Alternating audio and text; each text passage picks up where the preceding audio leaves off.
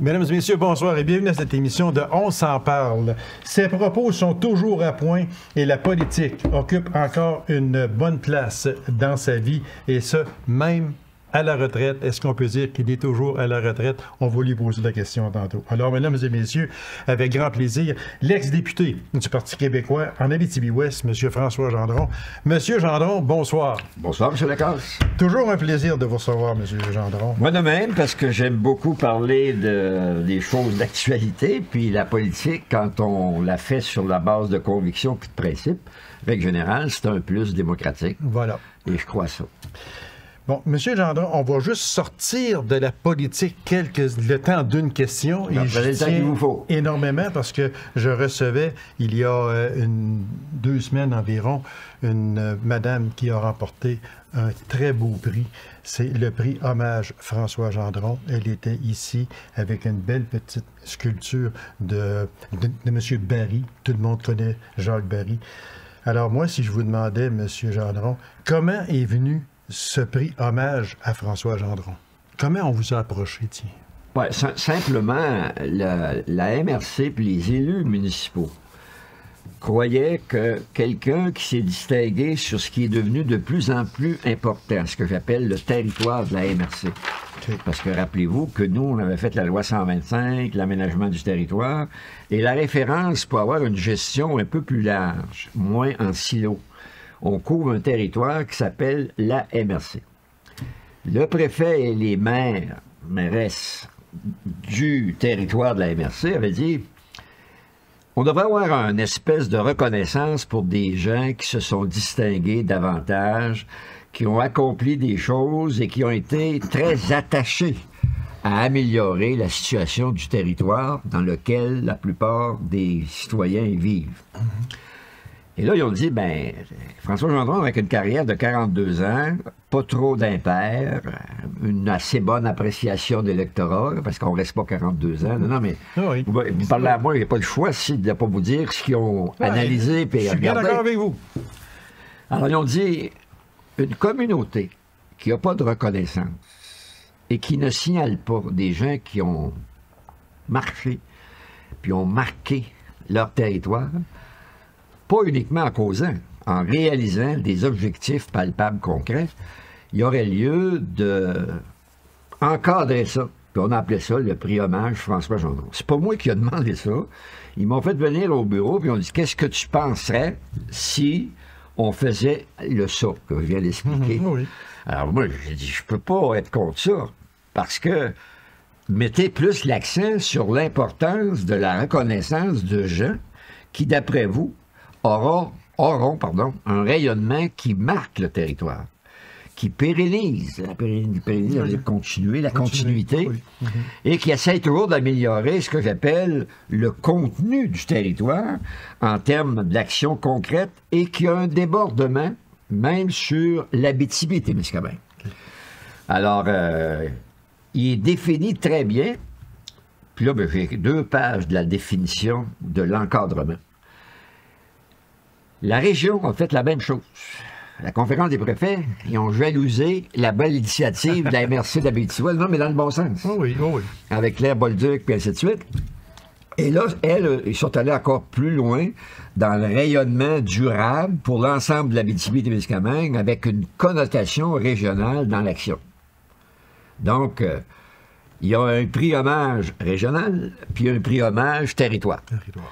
Puis là, ben, qu'est-ce que tu veux? Tu dis pas non à une initiative de même. Mais moi, je voulais tout simplement leur dire, je trouve que c'est une réflexion intelligente et une communauté qui tente pas d'avoir de la reconnaissance pour celles et ceux qui posent leur pierre puis qui se distinguent d'une façon importante en termes de plus, ben, on n'essaye pas de l'écarter, on le consacre.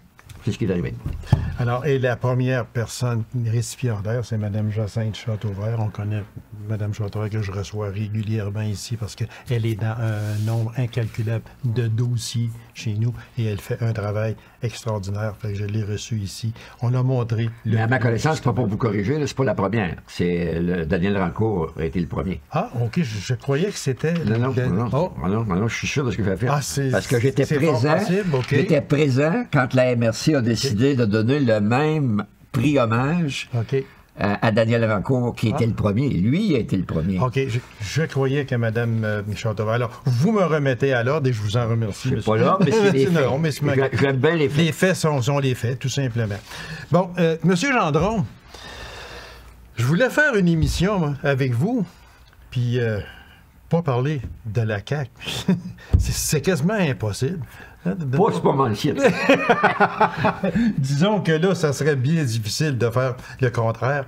Mais, M. Gendron, quand on regarde ça, là, moi, vous me connaissez, vous savez, je suis un maniaque de la politique. Je fouille, puis je gratte, comme on dit, puis bon.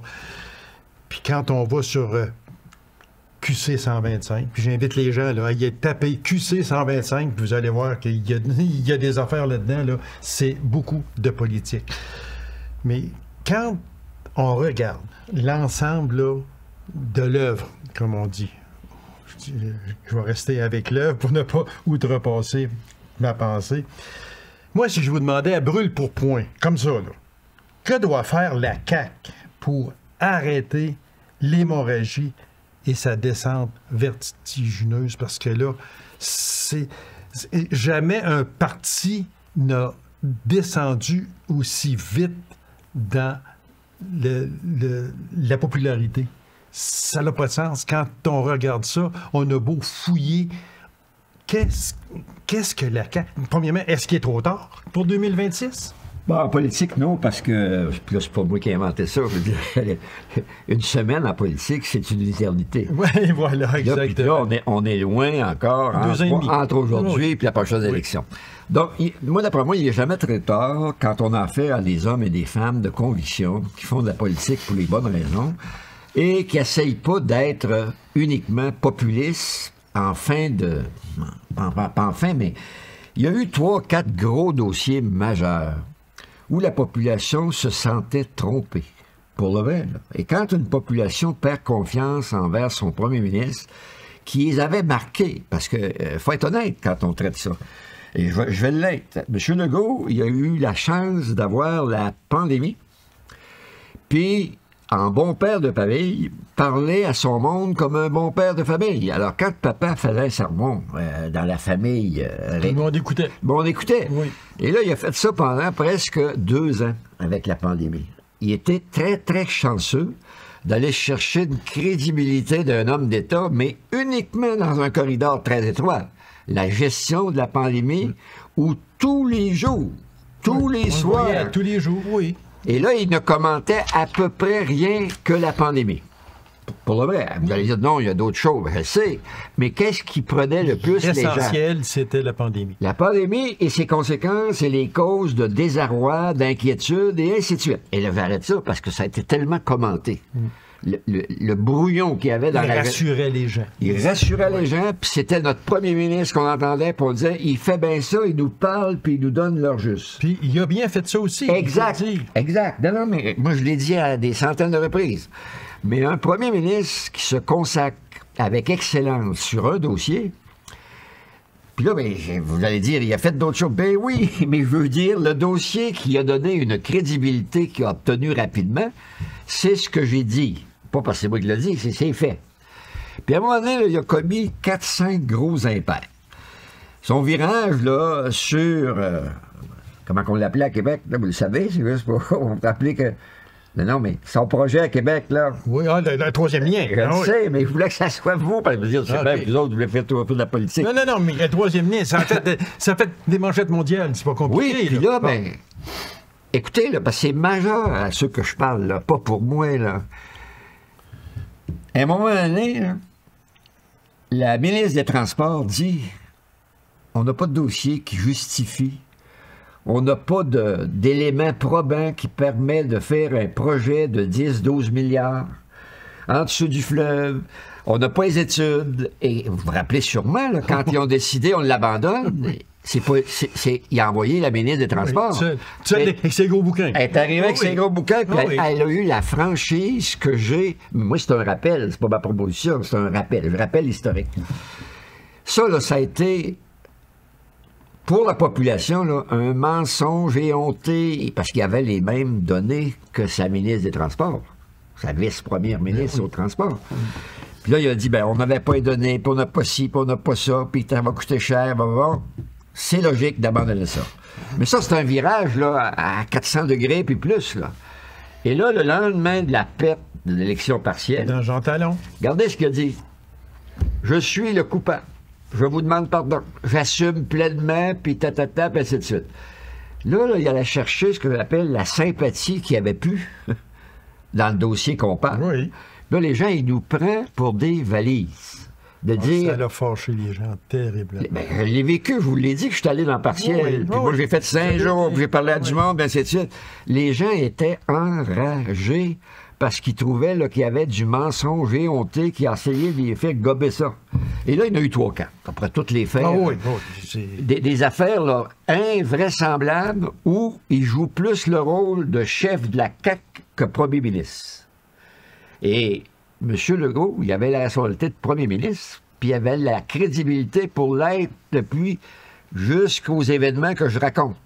Mais là, il a déboulé 3 ou 4 affaires en même temps. Ouais, il s'est tiré dans le pied, ça n'a pas de sens. Ah, il s'est tiré dans le pied à mort. Puis, uniquement pour ce que j'appelle rapatrier ses troupes qui voulaient sortir avec plus de véhémence. Puis là, regardez la dernière élection qu'il a demandé. Je suis majoritaire, mais j'en veux plus. Non, mais ça n'a pas de bon sens qu'un premier ministre dise moi, là, ça me prendrait 125, le mot étant lui, 125 députés, puis là, on va être content. Là, vous allez être fin parce que ça démontrerait. On n'est plus en démocratie, là. Non. Absolument pas. Puis, Mme Joëlle Boutin, qui démissionne, Non, ça, on on peut ne saura savoir. jamais l'histoire, mais on la connaît un peu, on sait pourquoi. La limousine n'était pas à la porte chez eux, mais on ne reviendra pas là-dessus. Mais Joëlle Boutin qui démissionne, Jean Talon est libre. On s'en va dans Jean Talon, et vous avez fait même campagne dans Jean Talon pour M. Paradis. Oui. Puis, il arrive quoi? Ils perdent. Puis, le lendemain, on relance le 3e lien. Oui, mais plus que ça, M. Lacasse. Là, il faut penser que, parce que vous avez parlé de M. Paradis, il faut rappeler Oui, aussi, son le histoire. mensonge, Oui, là, oui. le mensonge éhonté. Il était appelé, oui, il m'a donné les preuves, les dates, le libellé des échanges qu'il y a eu, autant avec la présidente du parti, autant qu'avec le premier ministre et son chef de cabinet. Le chef de cabinet, c'est lui qui a dit, si tu viens avec nous autres, tu vas être le ministre régional de la capitale, tu vas être le ministre de ça, ainsi de suite. Et c'est pas Paradis qui a demandé ça. C'est Paradis, il y a eu ce stuff-là. Oui. Puis il y a eu la franchise de dire, ben écoutez, ça part mal. Moi, je suis contre le 3e lien. Le 3e lien, oui. Puis là, tu me donnerais un poste ministériel à Québec. Moi, je peux pas ne pas te dire la vérité sur mes convictions, puis ce que j'ai déjà dit. Le 3e lien, là, c'est fou, raide. Pas d'accord. Ils ont tenté d'inverser l'affaire, pour le vrai. Oui, oui. Puis ils nous mettent des mensonges suivi sur ça, le dos. oui, Je sais que vous exactement. suivez ça. Oui, mais ça, c'est grave quand après. Sur le moment, il dit, oh, c'est de la politique, puis chacun joue. Ouais, mais puis- c'est après, là. Ben après, là, à un moment donné, il a passé comme une balle. Il a prouvé à son électorat qu'il n'était pas du tout ce qu'on a essayé de dire qu'il était. Et là, tu es dans les valeurs, tu es dans les principes, tu es dans les choses majeures sur le plan de l'éthique, sur le plan de la responsabilité, d'assumer une responsabilité comme un député honnête, sérieux, qui, autant que possible, il a des convictions, mais il est capable d'assumer la responsabilité et de ce qu'il porte. Ça a été un coup dur. Là. La partielle, ça a joué beaucoup parce qu'il Oui, s'est rendu c'est compte ça, qu'il c'est était préparé, puis il savait ce qu'il faisait, puis il avait vécu dans le comté avant d'être ce qu'il était à l'extérieur. Parce qu'il était longtemps à l'extérieur, presque après international. Oui, exactement. Et là, quand tu additionnes, puis là, ben, le dernier coup, là, sur le financement des partis politiques. On en vient justement Oh sur oui, ça, mais là, M. vous pouvez attendre vos questions, puis on va le traiter. Justement, sur le financement des partis, ça, il est arrivé avec ça, puis il a décidé, lui, que son parti, c'était fini, demandait aux autres partis de le suivre, Exact. et personne n'a dit oui, et avec raison également, non pas parce que je suis contre François Legault, mais financement des partis, il y avait juste à faire un petit amendement, puis dire qu'à l'avenir, c'est le 100 $, c'est pas pour aller rencontrer le ministre, c'est pour mettre dans la caisse du parti, point final, faire un amendement, mais oui. pas arrêter ça. Là, il vient de perdre là, 827 000 $. Oui.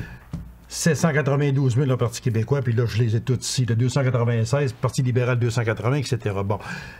Parti québécois, Québec solidaire, Parti libéral, Parti conservateur, on dit non, on ne suit pas là-dedans. Nous autres, on reste avec le financement populaire. Ça, il a coupé l'herbe sous le pied à son ministre Boulay, qui, le même matin, devait annoncer la réforme du Code du travail. Puis, parce que c'est gros, là, ce que M. Boulay emporte, c'est énorme, et vous le savez très bien, aussi bien que moi, c'est énorme. Puis, il voulait avoir toute la manchette du matin. François Legault est arrivé avec on arrête le financement. Lui, il a été tassé. On dit tout le temps que le timing, là, je m'excuse, j'en ai parlé avec M. Bernard ici, il y a environ 2 semaines, mais ils l'ont vraiment pas, là. Ah, mais tu l'as pas, puis c'est plus grave que ce que vous voulez dire, parce que les chiffres, là, d'abord, mettre fin au financement public, c'est une erreur en démocratie magistrale. Deuxièmement, citer que même M. Lévesque, s'il existait encore, serait d'accord avec sa décision. C'est complètement l'inverse, sur le plan des principes. Troisièmement, le financement populaire sur le plan des valeurs démocratiques. C'est une somme symbolique, puis on y avait dit, il n'y a pas de péché dans les mauvais gestes qui ont été posés par les 5-6 lettres mal faites. Un premier ministre, il aurait dit, je me ferme la boîte, mais je colle un caucus de mon équipe. C'est ça. Puis là, je leur dis, hey, dorénavant, quand vous ferez un cocktail pour inviter vos membres, voici la lettre que vous allez envoyer, elle serait uniforme. Tout le monde est la même. Tout le monde a la même. C'est ça. Les mêmes propos. Et là, il n'y a pas de trou. Il n'y a pas de phrase creuse qui laisse voir, ben, t'as un peu, on va en profiter. On va te faire rencontrer le ministre de, etc. C'est ce bout-là qui n'a pas de bon sens. Pensez-vous que M. Legault ne sait pas ça?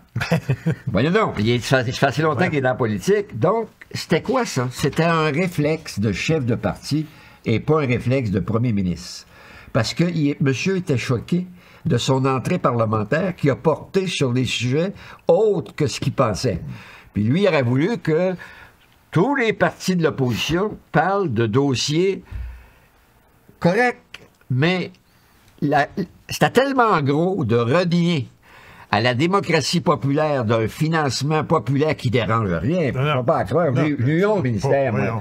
Pensez-vous qu'avec un 100$, ça aurait dérangé mon discours sur lève-léguer le dossier? Je pense pas. Comme ministre. Moi, je suis sûr. Je pense pas. Je suis sûr que non. Oui, je sais. Et lui, il sait aussi. Puis les collègues de l'opposition, ils ont été gentils. Ils ont dit, il n'y a rien d'illégal dans ce que tes zombies ont écrit. Mais ça a créé une diversion qui n'a pas de sens. Et là, tu as voulu nous couper l'herbe sur le pied, parce que quand vous dites, il laisse sur la table ce que j'appelle un 800 quelques mille. Oui. C'est pas tout à fait ça. Il a fait ça uniquement parce que le Parti québécois est premier, c'est une vengeance. Parce que lui, là, en ayant 90 députés, il va retrouver 4 millions dans le financement de l'État. Oui, exactement. Oui, mais donc il n'a rien laissé sur la table. Il faisait ça pour effectivement avoir couper l'herbe sur le pied du Parti québécois. Parce qu'on était bon premier dans les sondages. Puis là, monsieur, tu ne peux pas accepter ça. Pourtant, c'est un geste du peuple, de la démocratie, et il y a tellement d'éléments pour le confirmer. Pas pour rien là, que le Parti québécois mène, parce qu'il est crédible, le chef ne détruit pas les autres formations politiques, il respecte, et il est un partisan d'une démocratie exprimée, qu'on appelle, par un financement populaire. Est-ce que, monsieur, parce qu'on le connaît, M. Legault, on le sait, là, lui, là, le R sur son bas de vitesse, il s'en sert souvent, là, qui veut dire... Oui, avance-recul. Avance-recul. Bon.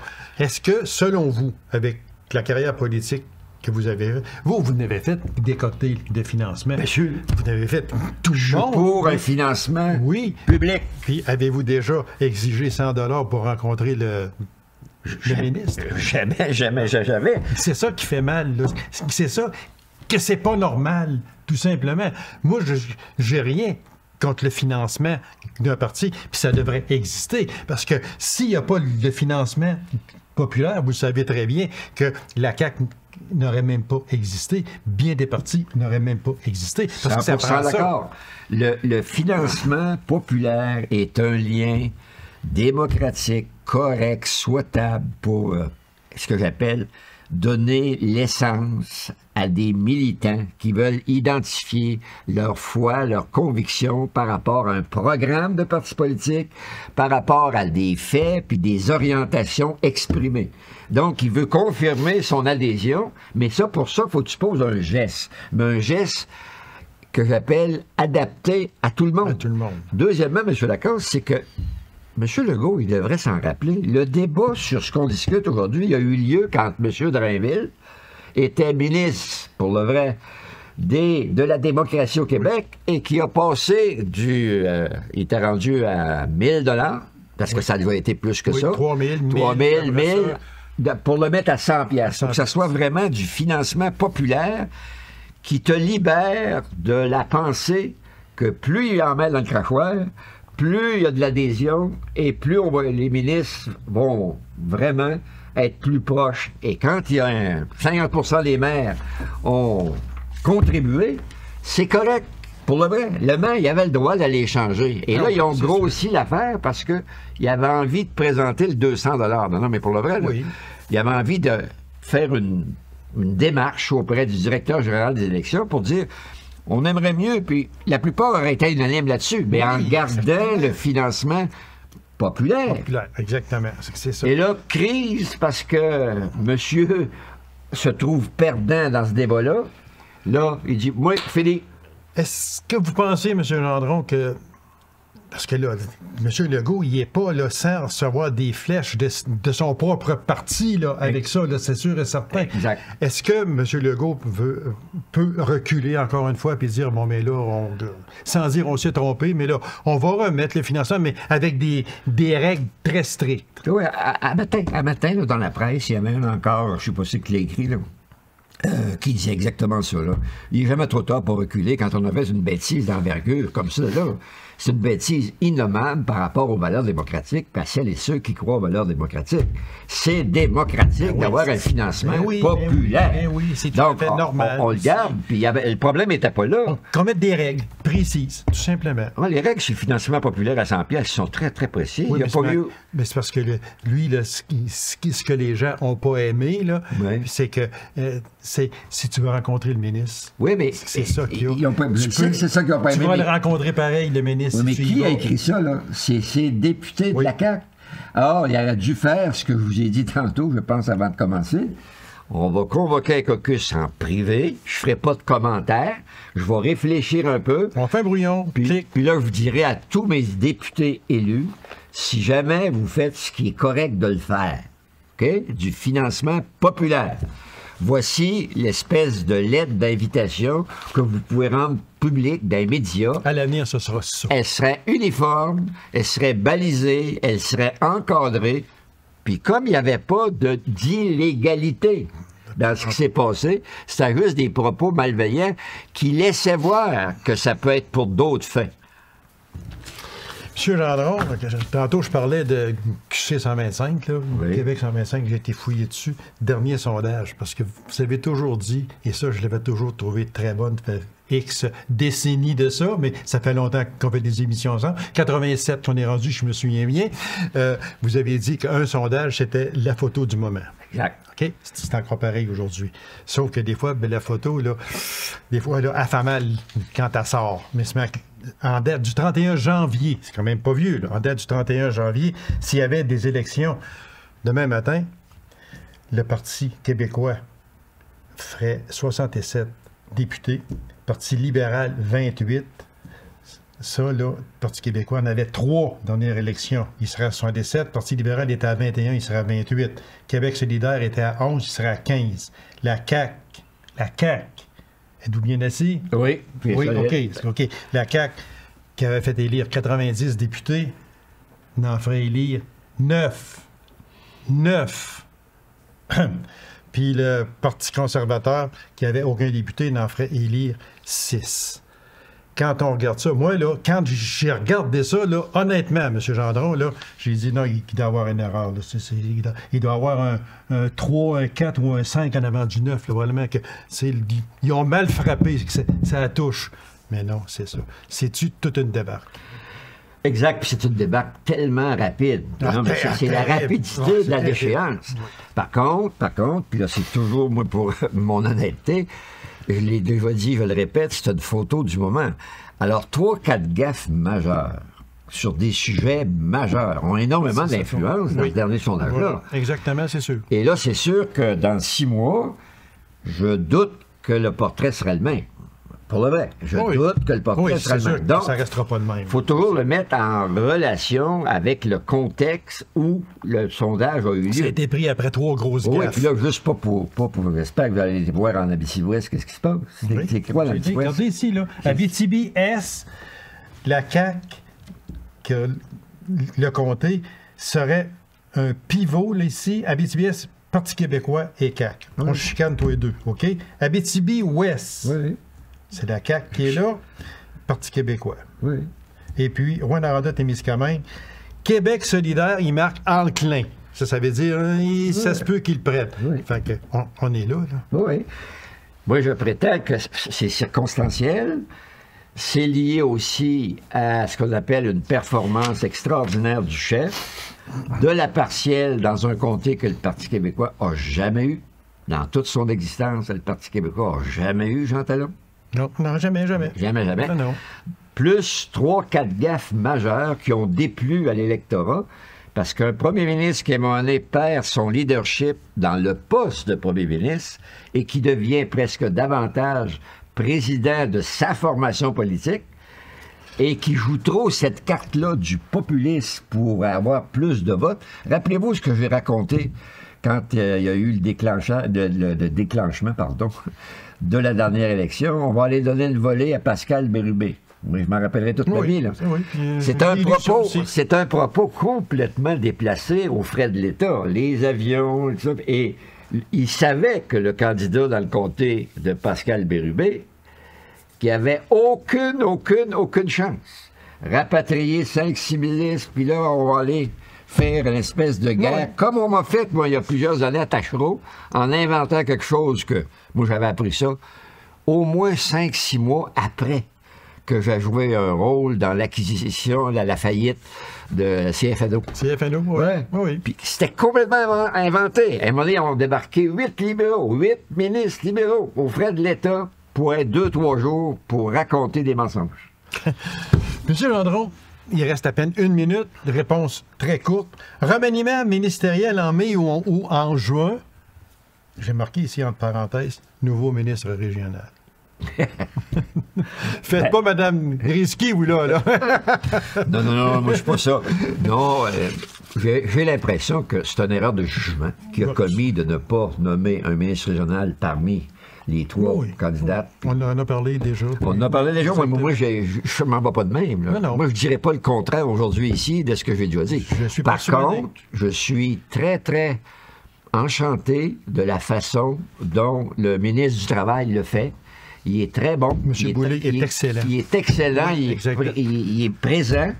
Puis M. Boulay, il fouille ses dossiers. Voilà. Il fait. Puis ce qu'il est en train de faire, là, c'est une révolution. Oui, c'est ça. Ça prend du courage, puis il le fait. Exactement. Puis il en est déjà à sa 5e visite chez nous. Oui, déjà. Monsieur Gendron, c'est tout le temps. Merci. Toujours, je vous remercie infiniment. Puis c'est toujours un plaisir de vous recevoir. On est tous les deux des friands et des mangeurs de politique. Oui. Fait que c'est toujours... Tant qu'on peut manger pour survivre, on va survivre. Merci beaucoup, M. Gendron. À une prochaine. Au revoir. Alors, mesdames et messieurs, merci d'avoir été là. On se donne rendez-vous à une prochaine émission de On s'en parle. Au revoir et bonne semaine.